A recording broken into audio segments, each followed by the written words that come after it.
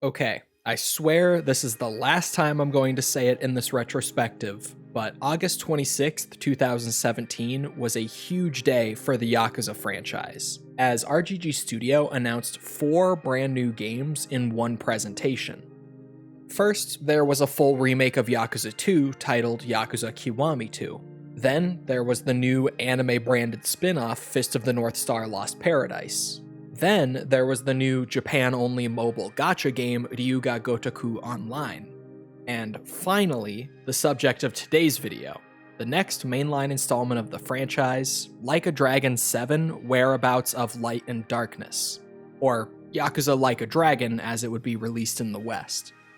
This was the big new Shin Ryu Gotoku or New Like a Dragon project alongside the gacha title, with developers saying that it would continue the mainline story of the series, but in a way that feels entirely new. The game would initially be developed just like any other traditional Yakuza game, with the same core mechanics and combat systems that fans were already familiar with. But after an April Fool's video that the studio posted in 2019, the fan reception to the idea of a turn-based Yakuza title was so overwhelmingly positive that the team actually decided to change the design of the combat entirely and give that idea a shot, figuring that it would fit in with the whole soft reboot approach they had already planned for the title, and knowing that if fans didn't like it, they could always just go back to real-time combat in the next game. This would normally be a pretty risky move, but fans were already on board with the new protagonist they revealed alongside the announcement of the game, as well as the idea of continuing the numbered entries without Kiryu going forward. So with such an overwhelmingly positive response to even just a joke about changing the combat, this actually felt like a pretty safe change to make. A bold one for sure, but not necessarily what I would call a risky one. So, would this bold new title that aimed to take the series in a totally new direction end up landing with longtime fans? Or would it end up alienating the core audience and leaving the Yakuza series scrambling? Well, I'm pretty sure you all already know the answer to that, but let's talk about it. Before getting too far into the video though, I should mention that this is the 18th in a series of videos where I'm playing every single game in the Yakuza series for the first time in release order and reviewing them as I go along. You don't have to have seen the other videos in the series in order to enjoy this one. However, I would strongly recommend that you've seen my video on Ryuga Gotoku Online, since that was Ichiban's first game in the series, and it's going to be coming up a lot throughout this video. So if you're interested in watching that first, or just seeing the whole rest of the series in general, I'll have the full playlist linked in the description below. But with that out of the way, Yakuza Like a Dragon is a role-playing game developed by Ryuga Gotoku Studio and published by Sega for the PlayStation 4, Xbox One, and PC in 2020. And for the record, because this game is literally called Like a Dragon 7 in Japan, and they only decided to drop the number for the Western release, I'm going to be calling the game Yakuza 7 for the rest of the video, and probably just for the rest of this series going forward as well. It's just so much easier that way, and not inaccurate, so I'm going with it. Getting into the review proper though, what surprised me right off the bat is that the basic story setup here is actually the exact same one as in Ryuga Gotoku Online. We meet Ichiban in the year 2000 while he's out doing some collections work for the Arakawa family, see how great of a guy he is and learn about his backstory, then see him take the fall for his family's captain murdering another Tojo clan member. He then gets out of jail 18 years later to find that the Tojo clan has completely disappeared, the Omi Alliance has taken over Kamurocho, and his former family patriarch and father figure is now one of the top-ranking officials of the Omi Alliance. However, there are a lot of little changes to this initial setup compared to what we saw in RGGO. Just to name a few, a fairly minor one is that Adachi is a totally new character here who replaces Kitamura as our detective character of the group. Then, a more significant one is that all of the characters from Ichiban's group in RGG Online, including returning mainline characters like Shun Akiyama, just aren't present in this game. And for a massive example, Arakawa never had a son in RGG Online's story. which for those of you who have played Yakuza 7, probably starts to give you an idea of how weird it feels to play this after playing RGGO. It's almost like this weird bizarro universe of RGG Online's story where all of the major players and their motivations and their backstories are the same, but pretty much everything else is different. And speaking of, I absolutely have to mention that aside from his backstory, Ichiban feels like a completely different character here from who we saw in RGG Online. He was a little silly at times in that game, but largely a very serious character who typically had a similarly mature reaction to his circumstances to prior protagonists like Kiryu or Majima. Here in Yakuza 7 though, Ichiban is an absolute goofball who rarely treats the things happening around him with the appropriate level of seriousness that he should. Now, that's not necessarily a bad thing. In fact, it's a huge part of what makes him such a charming character here, but it's a pretty massive departure from the Ichiban they had introduced players to 2 years prior to this game's release. And along with this, the game's story just generally feels a lot sillier, because naturally, we as players are inclined to see the world and the events of the game in a similar way to how our character does. I mean, not to get ahead of myself here, but RGG legitimately establishes the in-universe reason for the combat changing to turn-based as Ichiban being a huge fan of Dragon Quest and having such an overactive imagination that he contextualizes the world around him and the situations that he finds himself in classic turn-based JRPG terms. And again, that's some of the charm of Ichiban and the story as a whole here. But at the same time, I can't help but find myself wishing that things were just treated with a bit more seriousness here.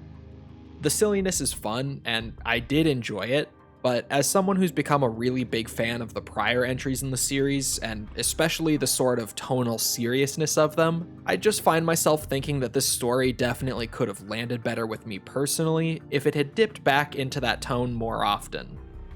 Bringing things back to the beginning though, I think this story still starts off great. A little shakier than it did in RGGO in my opinion, with things like them shuffling around some of the same events in the opening, but still keeping all of them in there, feeling a bit weird, but still pretty great. However, as soon as Arakawa shoots Ichiban upon their reunion and Ichiban wakes up in Yokohama, I found myself incredibly bored with the new material featured there for the next 3 chapters or so before things really got interesting again. I mean, seriously, we go from one of the strongest hooks in the entire franchise to Ichiban just kind of hanging out in Yokohama as a broke bum, going about his day-to-day life with his new buddy Nanba trying to make some money. And I totally understand that the reason that these chapters exist and move at such a slow pace is that the writers could sneak in some subtle introductions to all the new factions in Yokohama that they would use later in the story.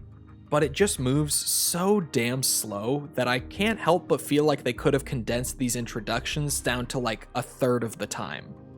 I mean, hell, look back to earlier entries in the series like Yakuza 2 and see how quickly and effectively they were able to introduce you to the Omi Alliance or the Jingguan Mafia without confusing the player or disrupting the pace of the narrative. We didn't get 6+ hours of slice-of-life Kiryu while they subtly started slipping in those introductions. We just got an introduction and explanation of who they are in like 5 minutes, and once that was done, the story could keep moving forward. That being said though, once the story does get going again after these introductions, it is really interesting and highly entertaining. I found myself loving Ichiban's new party here way more than I loved his group in RGG Online, aside from the absence of Akiyama, of course. And this was actually a really big surprise for me because, on the surface, Ichiban's party in Yakuza 7 kind of come off as a bunch of socially awkward rejects at first, but as you get to know them throughout the story, each one of them are incredibly likable characters, and they really do have some of the most wholesome and heartfelt moments from the series so far. And speaking of Yokohama, I should point out that Yokohama is also a huge change from RGG Online's story. In that game, you spend the entire story's runtime in Kamurocho, But here in Yakuza 7, the first couple chapters that establish the story are spent in Kamurocho, and then Ichiban travels to Yokohama, and the whole rest of the story takes place there. Aside from the finale, which, of course, sees everyone returning to Kamurocho. Because come on now, it wouldn't truly be a Yakuza game without a climactic finale in the Millennium Tower. And that brings me to something even more interesting. Like I mentioned before, this is pretty much the exact same story setup as RGG Online, like nearly beat for beat. However, as soon as Ichiban ends up in Yokohama, the entire rest of the story is completely different. Not slightly different, not different with some similarities, I legitimately mean entirely different. So for those of you who might have seen my RGGO video and thought that you already largely understood the story of it based on my basic explanation at the start of the video because you had played this game already, I would actually recommend checking out the story of RGG Online on YouTube sometime if you're curious to see it, because it is not the same at all past the first couple chapters. Overall though, the story changes here compared to RGGO are a big mixed bag, with a lot of positive changes, but also a lot of negative. Though I certainly found that the positive changes outweighed the negative ones and led to a story that was a lot more enjoyable on the whole, just not without some sacrifices. I really enjoyed the story of this game, not to the point where I would say it's one of my favorites in the series, but to the point where I would strongly disagree with anyone saying it's one of the weakest. That being said, I think a big reason it's not one of my favorites is that it drags quite a bit, and in my opinion at least, could have easily been like 10 hours shorter than it was without losing anything of real importance. And look, I know that I'm the Yakuza 5 lover, and a lot of people disagree with me pretty heavily on that game, but that game catches so much shit from the fandom for being super long, drawn out, and bloated. Yet that game's main story is roughly 11 hours shorter than Yakuza 7's and covers way more material in that shorter runtime. There's a ton of time spent in Yakuza 7 just recapping information and concepts over and over again. There are quite a few moments in the main story that frankly just feel like pointless busy work, and like I mentioned before, even just a solid 3 chapters near the beginning that very likely could have been condensed down to just 1 chapter considering how little plot relevant material they actually cover in that time. Like seriously, there's a whole 3 hours of the story here dedicated to the crew planning and executing a raid on a local nursing home just so that they can reveal that said nursing home is actually run by a local Yakuza family who end up playing a role later in the story. And the antics of this raid are fun enough, but you could cut all of it out and replace it with a simpler, shorter introduction to said family, and like I said before, nothing of importance would be lost. It just felt like this story had a major pattern of starting to really get going, then abruptly slamming on the brakes, throwing in some filler, and taking its sweet time to ramp back up again. Whereas other stories in the series tend to be slow at the start, but once they get going, they remain interesting and exciting all the way to the end. So to briefly sum up my opinions on the story before moving on, I really enjoyed it, but I found the pacing to be incredibly poor and definitely would have enjoyed it way more if they had cut out all of the fluff. Moving on to the game itself though, this game actually feels like a step down from Judgment presentation-wise, which I'm assuming has less to do with the budget or resources of the game, and more to do with the scale of it. The amount of unique environments and pieces of content in this game is among the highest in the franchise so far, and we're comparing the presentation to Judgment, a game with some of the least unique environments and pieces of content in the franchise. So I don't think that it's a matter of them trying to save money, but more likely that they just didn't have the time to polish every little detail to the same degree that they did with Judgment. But of course, what do I mean by that? Well, the level of detail feels lower throughout the game's cities, the quality of the textures are noticeably lower, the post-processing effects definitely look sloppier here than they did in Judgment, and the character animations are even stiffer and more awkward looking here than in that game. which is really saying something considering that I already thought Judgment had some pretty stiff animations at times, enough to make it a point during the presentation talk of that video. A lot of the music in this game is also remixed versions of RGG Online's main story tracks, or just straight up reused tracks from RGG Online with no remixing, which, if you ask me, is actually kind of cool. A lot of this music feels uniquely attached to Ichiban as a character due to it being his first game in the series, in a similar way to how a lot of Yakuza 1's music feels uniquely attached to Kiryu, or a lot of Judgment's music feels uniquely attached to Yagami. So hearing it again in Ichiban's first proper home console debut was actually pretty nice. Definitely lower effort, but it weirdly works here. Now, the actual original tracks in the OST are definitely not my thing. They've gone all in on the more electronic, dubsteppy sound that's been progressively creeping into the franchise since Yakuza 0, and there's genuinely not a single track from this game aside from the new Receive You or Tendo's boss theme that caught my ear enough to listen to outside of playing the game. The Yakuza franchise consistently has amazing soundtracks that I find myself listening to heavily after finishing my playthroughs for these videos. But I'm not exaggerating when I say that Yakuza 7's soundtrack was actually the one that I had the least compulsion to listen to after I beat it, only being beaten out by RGG Online in that regard. Or, in other words, only being beaten by the mobile game. It's a perfectly serviceable soundtrack while playing the game, and I definitely feel like it fits the gameplay and the situations that it appears in pretty well. But I personally just think that this is my least favorite soundtrack from the entire franchise so far, if we're excluding the mobile game. Moving into the gameplay itself, let's start how we always do, with the combat. Now, obviously, we have a lot to talk about this time, as the combat has been changed from its very foundation here. So much so that it changes the entire genre of the game. That's because, like I mentioned in the intro of this video, RGG decided to actually stick to the concept of making a turn-based Yakuza game.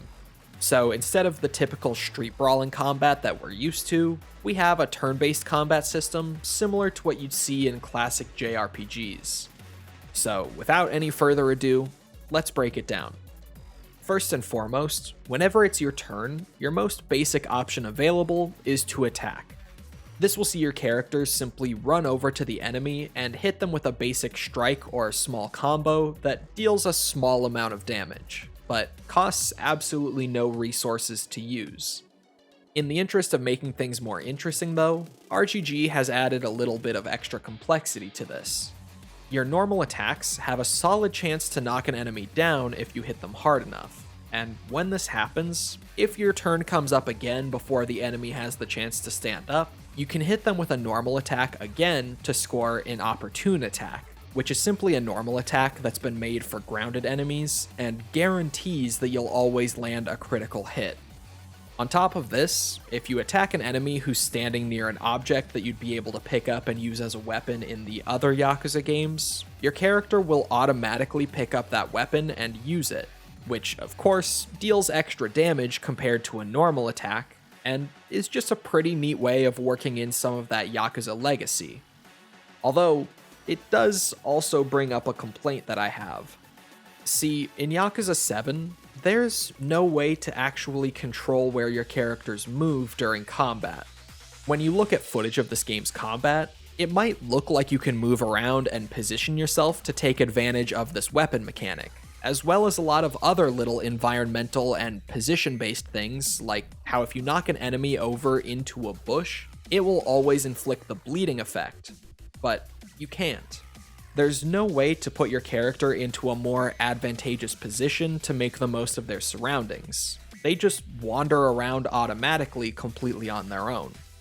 So they have all these little cool environmental mechanics in the game, but no way to actually control them, meaning that they kind of just happen at random without any input from the player. The reason that I would classify this as a complaint is because this just feels like a huge missed opportunity to inject some extra strategy into the game.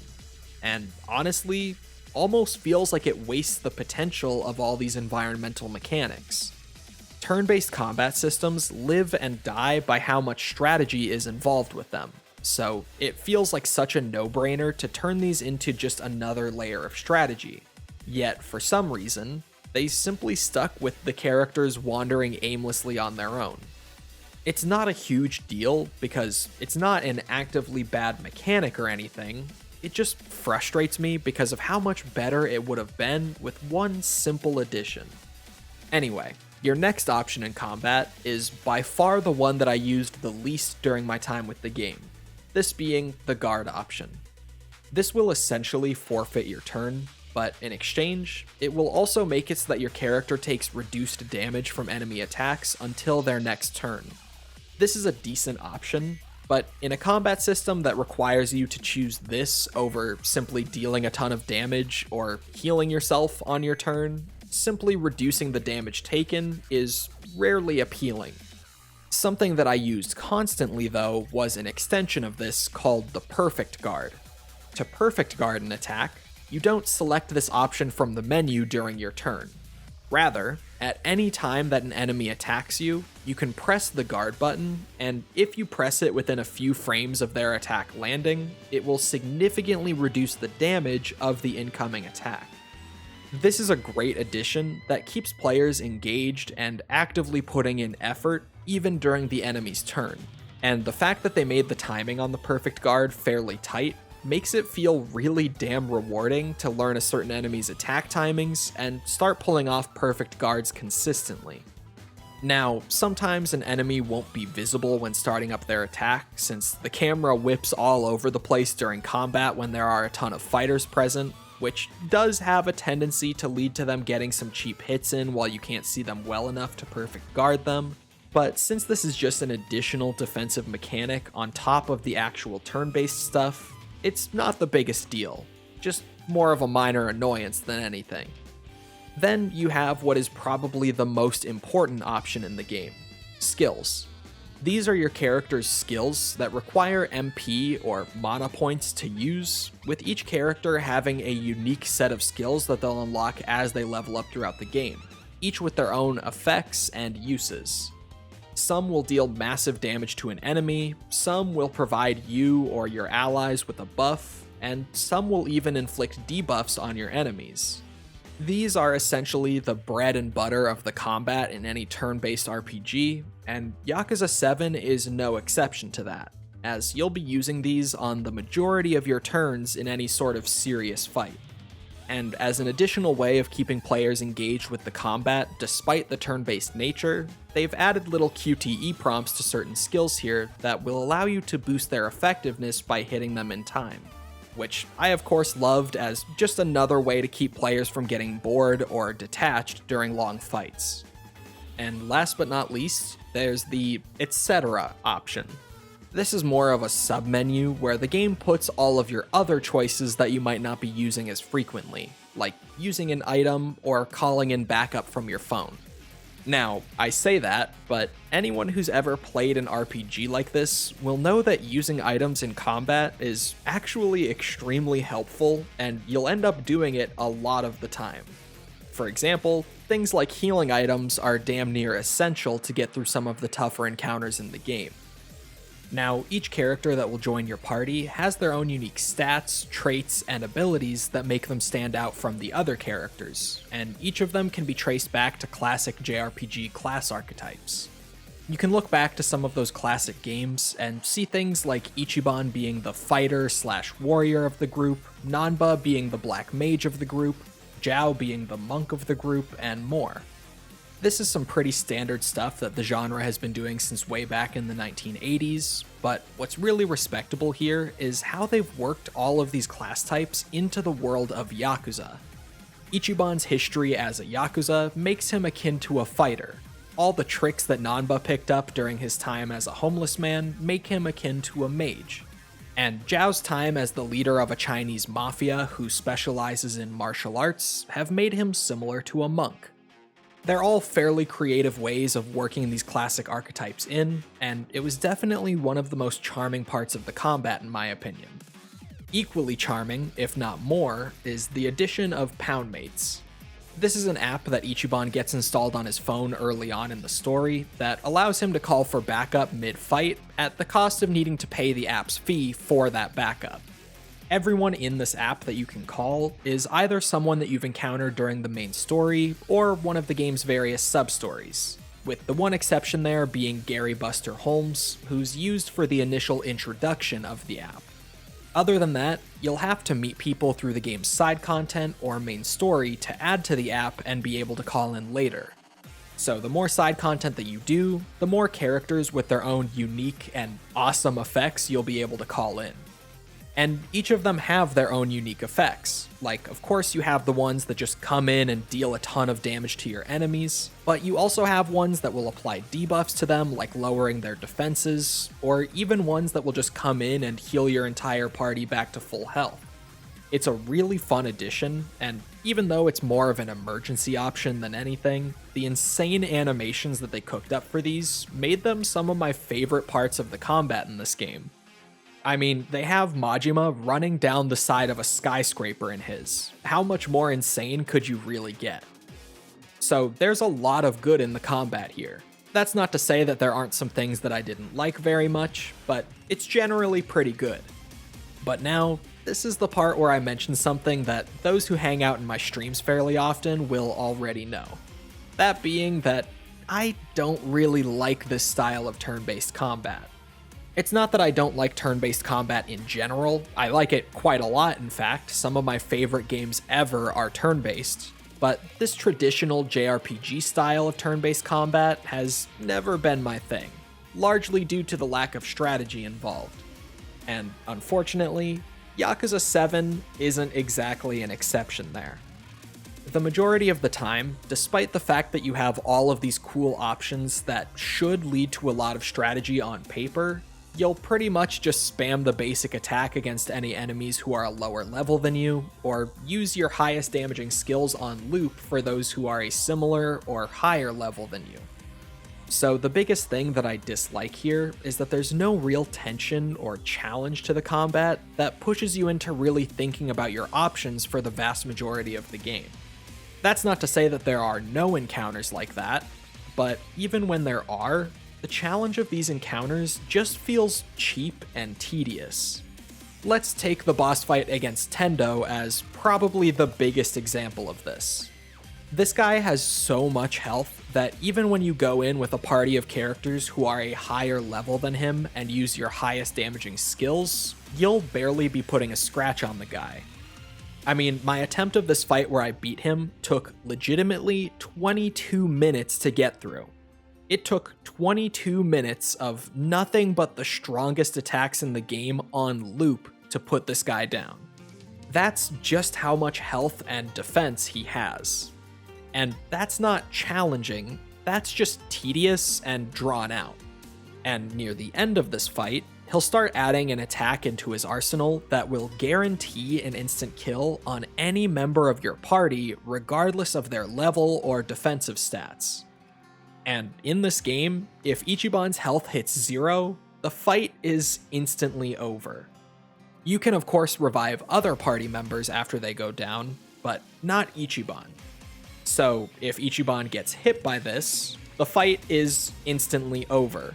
Something that I had to learn the hard way on my first attempt about 15 minutes into it. So the only way to counter this attack is to see him wind it up, which at least takes him a full turn of his to do, and then use Ichiban's defensive skill that guarantees that he'll survive the next hit he takes with at least 1 HP remaining no matter what. And that sounds like a great counter, as well as just a quick check right at the end of the game to make sure you're actually paying attention and digging into the strategy of it, but then you have to factor in that Tendo can take multiple turns in a row. In fact, he can take up to 4 turns in a row. So he can very easily either wind up the attack and use it before you're able to actually take your turn yourself and activate that buff, or he could hit you with it, leaving you at 1 HP, and then hit you with literally any other attack immediately after to kill you anyway. And that isn't challenging, that's just unfair. This game has a couple fights like this that pop up on occasion that are not only incredibly frustrating, but all appear in the last few chapters of the story as well, which just sucks because it can really kill your drive to keep playing right near the end of the game. So, unfortunately, I think the combat is mostly put together pretty well, but it fails in feeling like it actually has valuable strategy or challenge, and on top of that, just isn't really my style of turn-based combat to begin with. That's not to say that I think it's bad. I mean, I think it could have been designed better in some areas, sure, but it's more just that it's not my thing.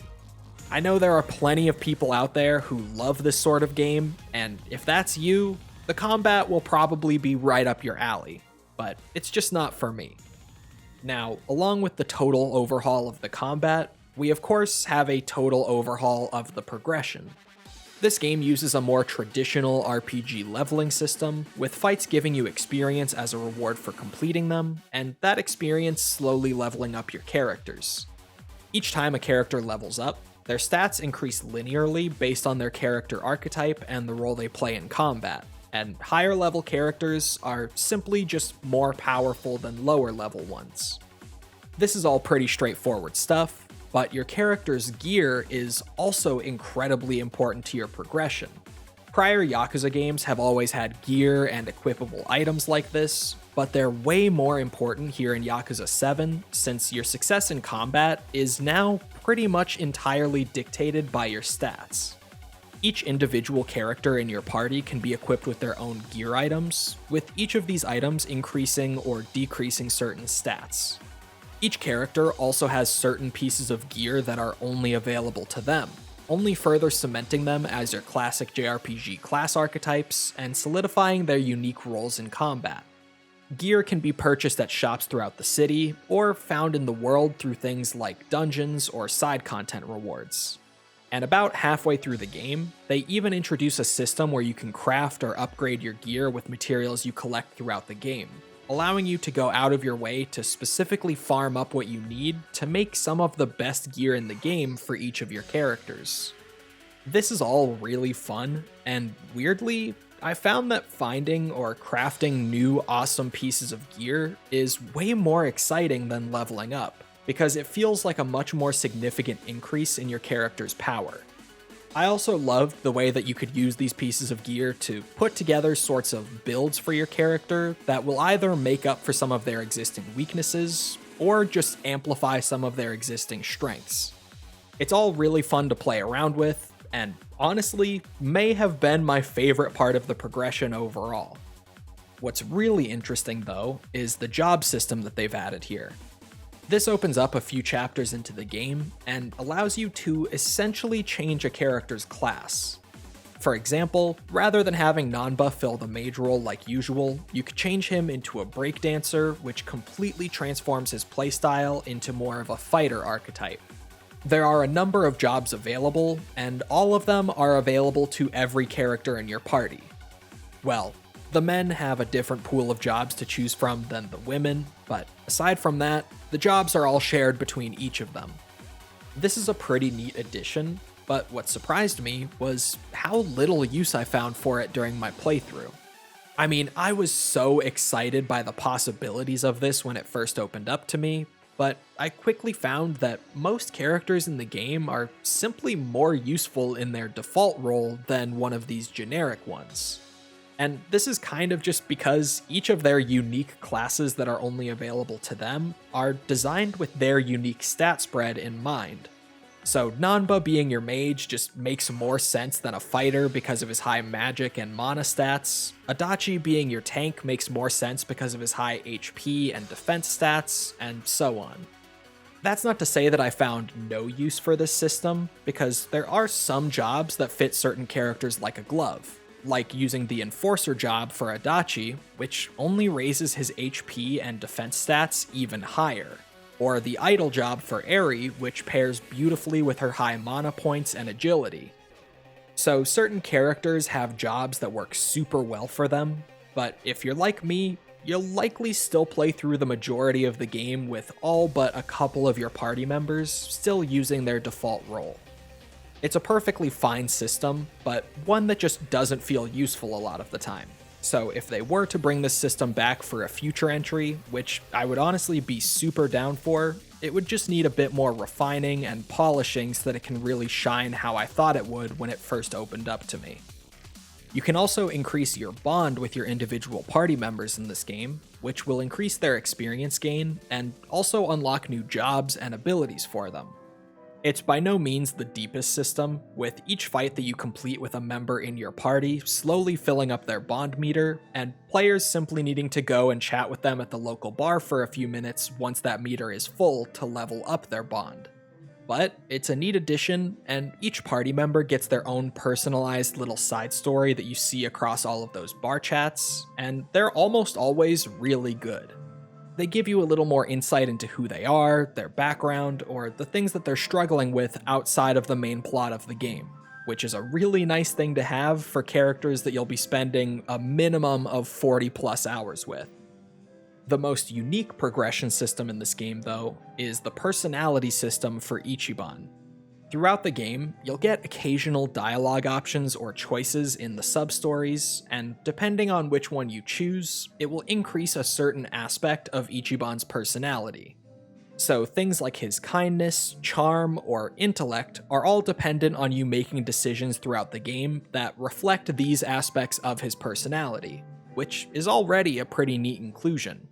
But of course, this would be meaningless if those personality stats didn't do anything. So sometimes they'll act as prerequisites for certain activities out in the open world, or even more importantly, impact the effectiveness of certain abilities of Ichiban's in combat. Like for example, Ichiban's ability that gives the whole party an attack damage buff scales off of his passion stat. So the more passionate your Ichiban is, the more of an attack buff your party will receive whenever you use that ability, which is just really cool. It makes it so that your choices in dialogue throughout the game will also slowly make certain playstyles more effective for you, and it's just awesome to see things as small as the optional dialogue choices in the game's side content start to have an impact on things as crucial as your combat. So most of the progression in this game is pretty solid, but as is par for the course for this video, there is one glaring issue. That being that there is a huge difficulty spike in the last act of the main story that totally grinds the momentum of the game to a screeching halt. And this is because that difficulty doesn't just come from enemies becoming smarter or having some new attacks that make things more difficult. No, it's because they decided to increase the levels of the enemies by literally 20 levels without any warning in the middle of chapter 12. Not only that, but one fight after they spike the levels out of nowhere, they throw you into a double boss fight where both enemies are going to inevitably be 20 levels above you because they just randomly spiked it mid-chapter. So, if you're like me, you'll end up going into this boss fight under-leveled and desperately trying to beat it for like 30 minutes to an hour to no avail, before eventually loading back to a save from before you actually started the main story content of that chapter, spending a couple hours grinding out the experience needed, and then replaying that portion of the main story to get back to the boss fight and finally beat it. And this isn't even the only time this happens during Yakuza 7. With them also doing the same thing during the final chapter of the main story, except this time, they at least have the courtesy to tell you in a tutorial message that you should go and grind up even more before starting the finale. Now, the reason that this is an issue is not only because grinding for hours at a time in RPGs like this just sucks ass, and I've never met someone who enjoys or defends it in good faith, but also because up until chapter 12 of this game, the progression curve is legitimately perfect.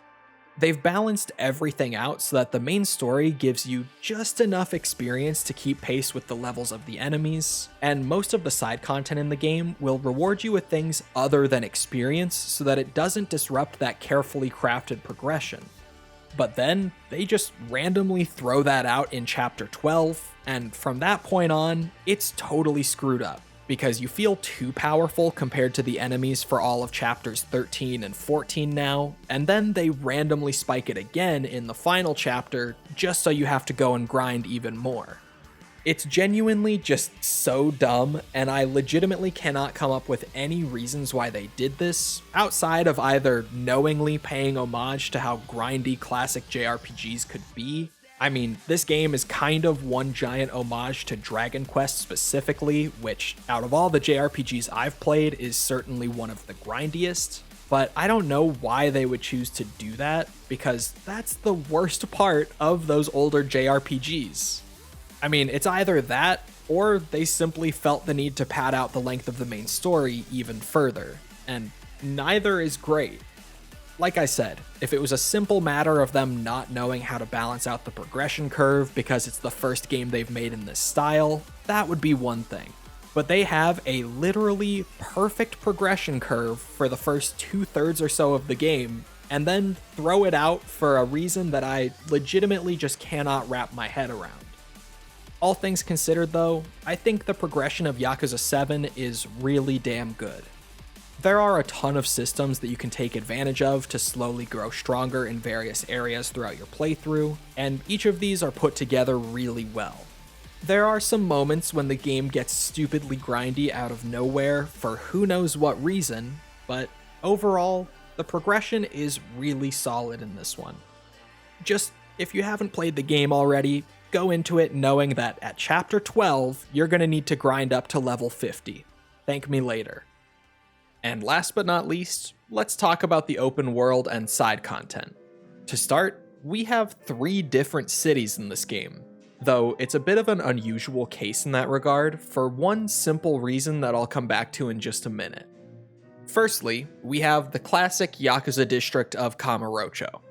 Kamurocho has changed even more since Judgment, though it's not too different since the games are only set 1 year apart from each other.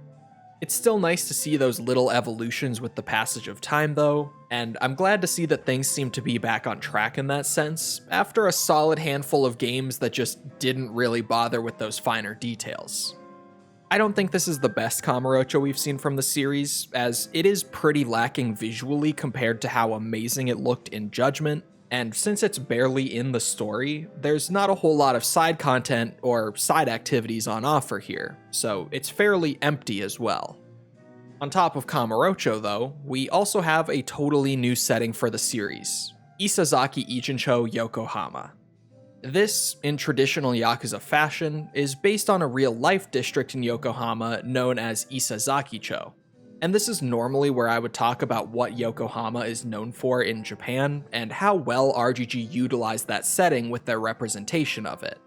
But honestly, this is the first adaptation of a city in the franchise that I don't really think utilizes its local culture or its setting all that well.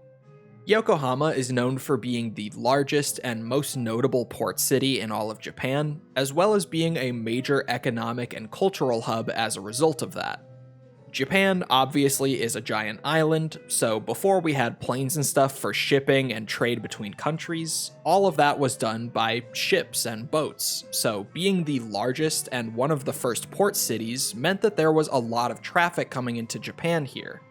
They don't really tap into that in the game though, as even though they've done a great job recreating the district and including notable landmarks and such, they don't really take advantage of the city's role as the largest foreign trade port in the country, or how that led to its diverse local culture and large immigrant population. I mean, the city's iconic Chinatown is adapted beautifully here, and this Chinatown is particularly well known in Japan as it was the first Chinatown in the entire nation, and is still the largest one to this very day. But they never really bring that up or mention it in any of the game's story, and just kind of have it there.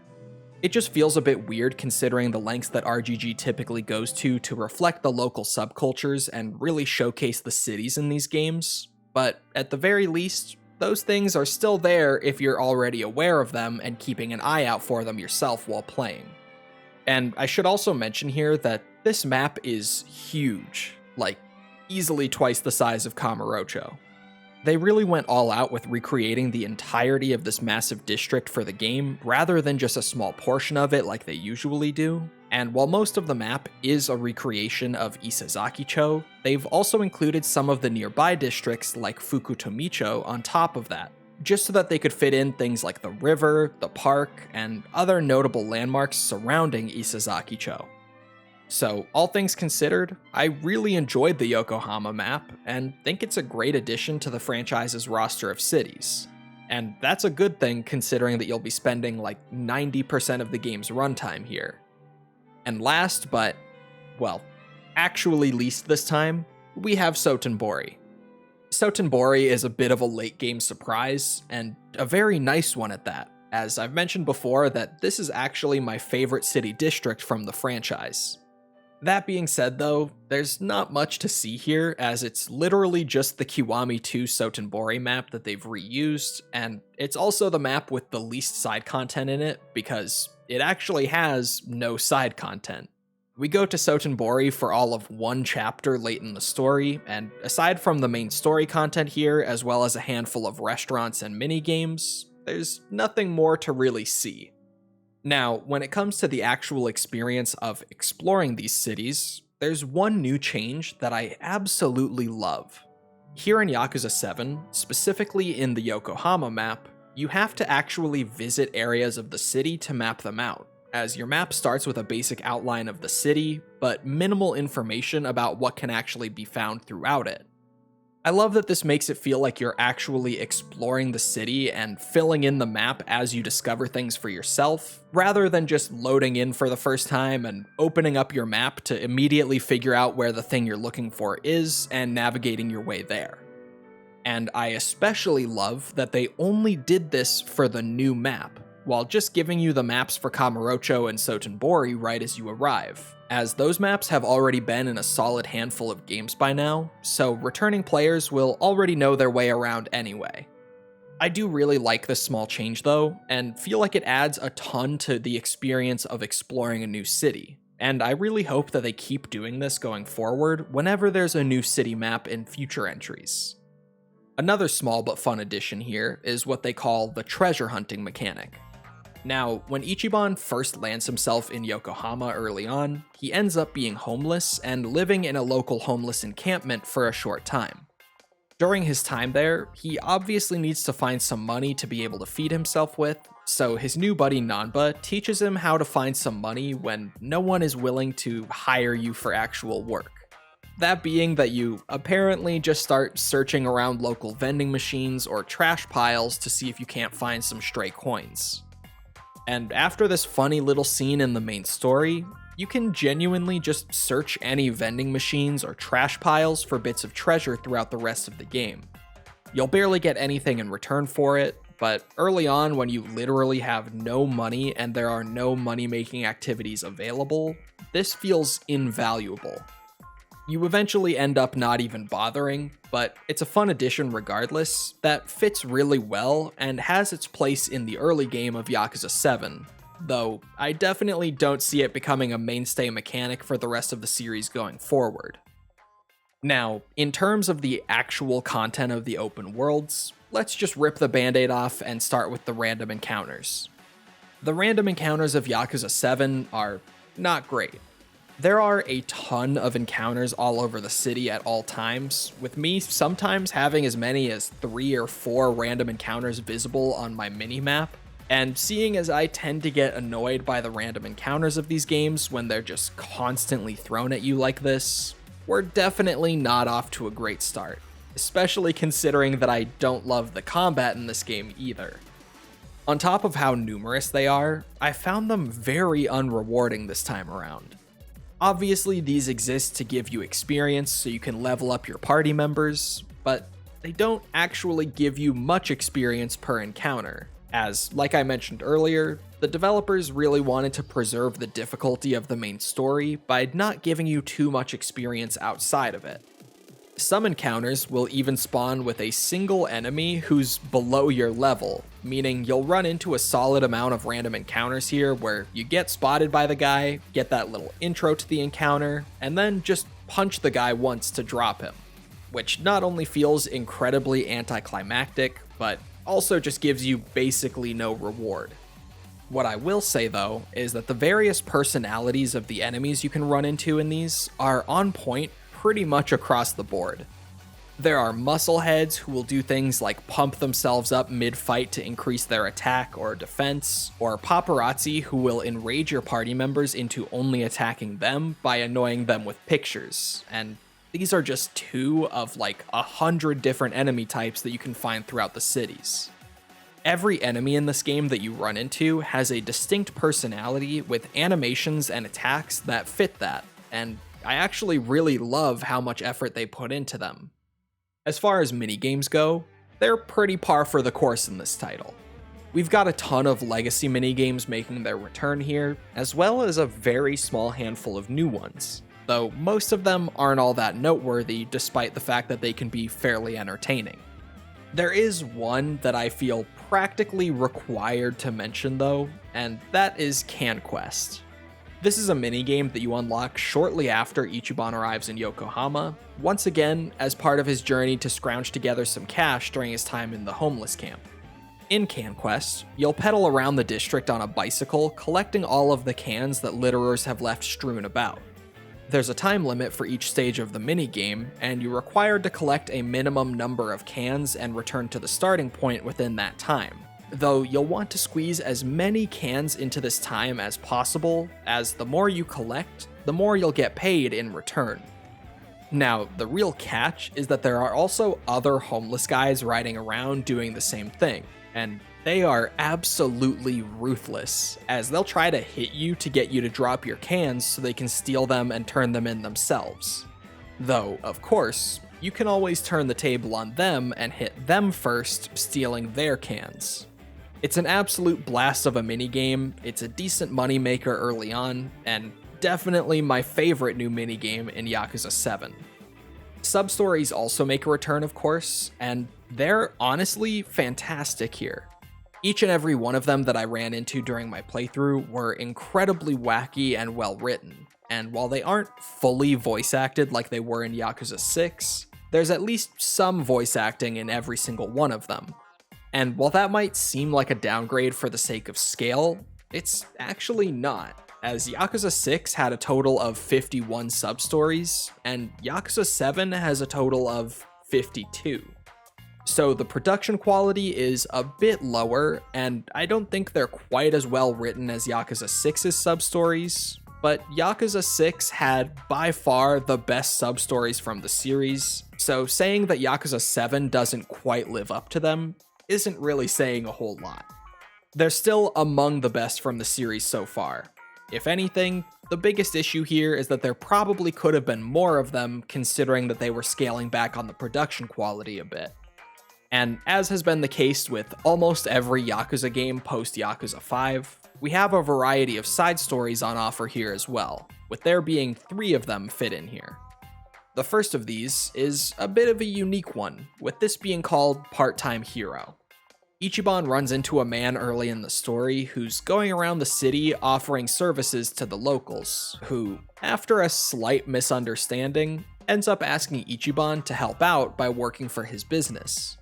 Gameplay-wise, this takes the form of checking the Part-Time Hero app on your phone and accepting requests from civilians in need of help. These requests can range from people simply needing you to collect things from around the city and bring them to them, to people wanting you to clear gang members out of a certain area of the city, to quickly running to where the requester is to prevent them from getting jumped. Working as a part-time hero will pay out a small amount of cash, as well as give you certain items as a reward. And the more you work as a hero, the more you'll slowly increase your rank within the app, opening up the possibility for even better rewards. It's a very simple side story, but it's also a solid way of getting some cash and new gear early on in the game, so I enjoyed it, though I definitely think that they could have added a little more to it to make it more interesting. Next up, we have the business management side story. This is essentially the real estate management side story from Yakuza 0, but massively expanded and improved upon. Ichiban meets a woman who's been running a failing family business that she inherited, and she's just about at the point of giving up and selling the business for whatever it might still be worth, which makes Ichiban feel incredibly bad for her and offer to help out a bit. And by help out a bit, I mean that Ichiban takes the presidential seat of Ichiban Confections, a name that's purely coincidence by the way, and makes an attempt to save this family business. In gameplay, this takes the form of buying properties, hiring employees to manage the property, doing your best to ensure that each employee is assigned to a property that fits their skill set so that you can maximize the profits of that property, and more. Employees can be hired by simply accepting applications that come into Ichiban Confections, or by finding people out in the city who are looking for work. The minigame doesn't end there though, as you'll also get the opportunity to pay for advertisement slots on national television, be offered investment opportunities and business proposals from other business owners, and so much more that gives you a chance at increasing your profits. Though, as with any investment, there's a chance that they can fail and end up losing you money as well. Speaking of investments, Ichiban Confections is a publicly traded company on the stock market, so on occasion, you'll also have to hold shareholder meetings. Shareholder meetings are actually one of the most important parts of running your business, as the satisfaction of those investing into your company will obviously have a huge impact on the funds that you have available to work with, as well as a huge impact on whether your share price climbs or declines.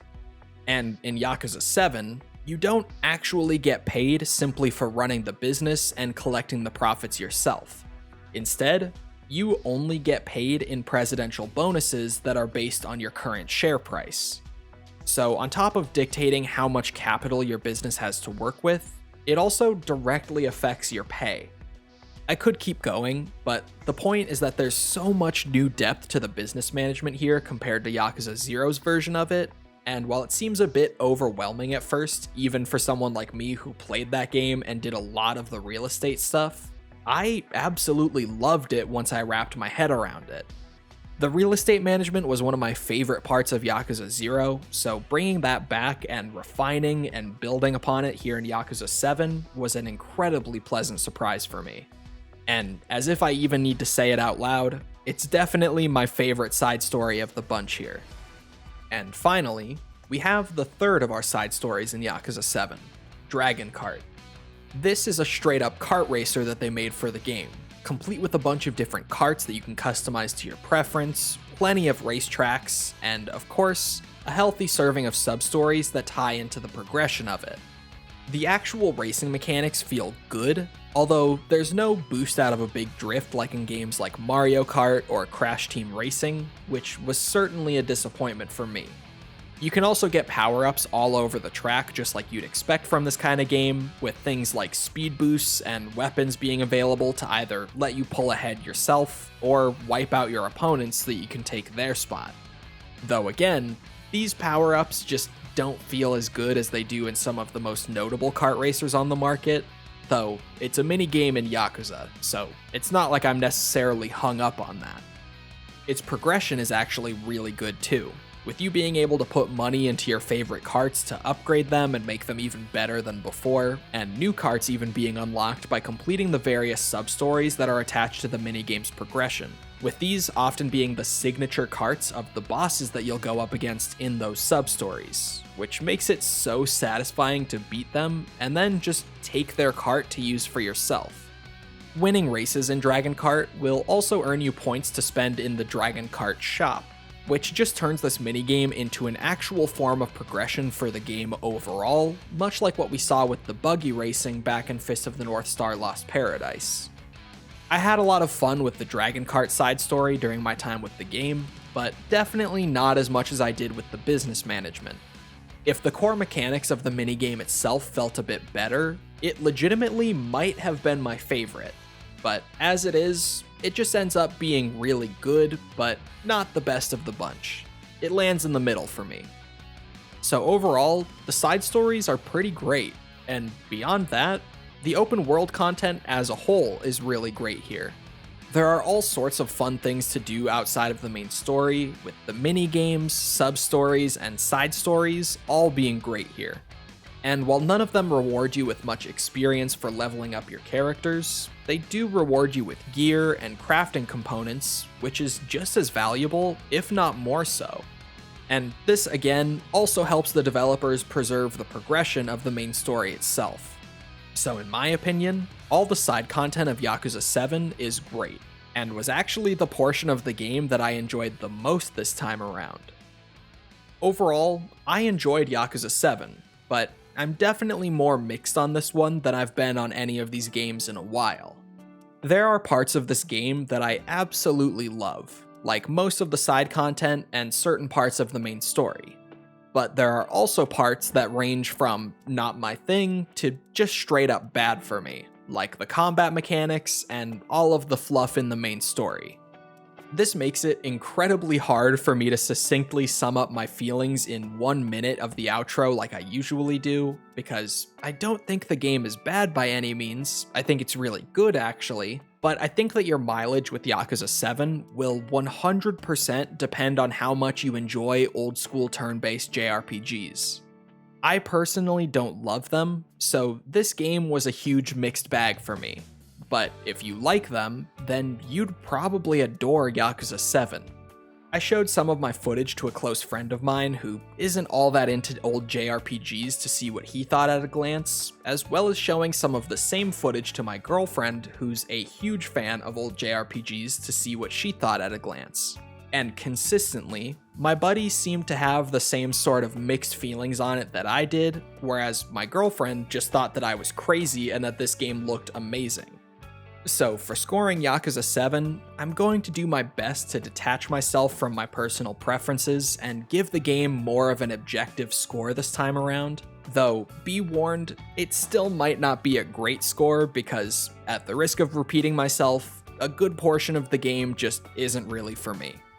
So at the end of the day, I'm going to give Yakuza Like a Dragon an 8.2 out of 10. That's going to wrap up this video, but do be sure to check out my other Yakuza videos if you haven't already, or if you're looking to branch out a bit, maybe check out the series that we just finished up where I played and reviewed every single game in the Resident Evil franchise.